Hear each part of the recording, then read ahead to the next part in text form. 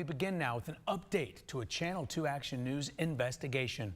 A local Army officer is back in her Dekalb County home tonight, a week after we told you about how a squatter had moved in and was living in her place. Well, the woman's crediting Channel 2 Consumer Investigator Justin Gray for getting her back in her home. And Justin with us, and that squatter is now behind bars. Well, Justin, normally homeowners are told they have to go through the eviction process, which can take months. That's what Lieutenant Colonel Dahlia Daure was initially told by Dekalb Police earlier this month.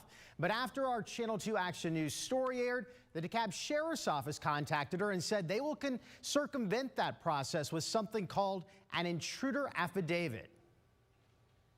If it wasn't for Channel 2, Justin Gray, I wouldn't be here today, and I'm truly grateful.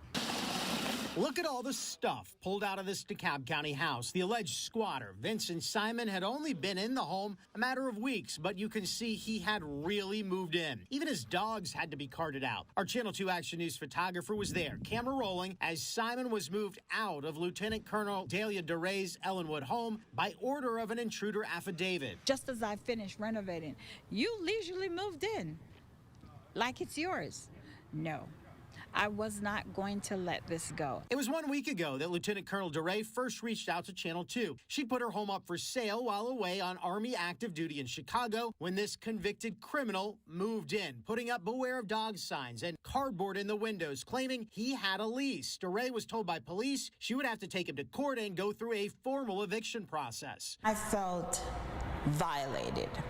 Had I not been serving my country, I would have been in my home. But this week, Daure got to see Simon led out of the house in cuffs. Vincent, your time is up. It feels good when you can return the home back to their homeowner. Police found a gun and suspected ecstasy in the home. You can see the giant gun safe Simon had brought in. As a convicted felon, he legally cannot have a firearm. He attempted to show us the lease.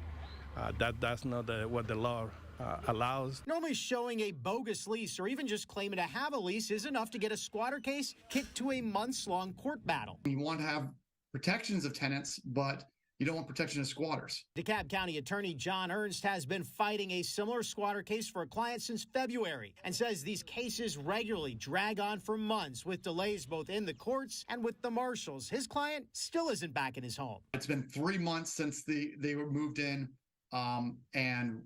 We'll probably have at least another month and a half. But with the sheriff's office bypassing that eviction process, Daure now has her house back. I came here with a mission in mind to get him out of my house and put him in jail where he belongs. And mission accomplished for Lieutenant Colonel Daure. The attorney we talked to, John Ernst, he's also the mayor of Brookhaven and says he has been looking at this on the public policy side as well on how to make the process more efficient. Obviously, the Dekalb Sheriff stepping in here with that intruder affidavit sped up all of this for Lieutenant Daure by definitely weeks and likely months, Justin. Justin Gray, well done. Thank you. Now, there are ways to protect your property from squatters. Some of the easiest things that you can do is to secure all entrances to your property. Also, post signs saying no trespassing. You can hire a property management company to carry out regular home inspections, and they can help you find a desirable tenant to make sure that there are no squatters on your property.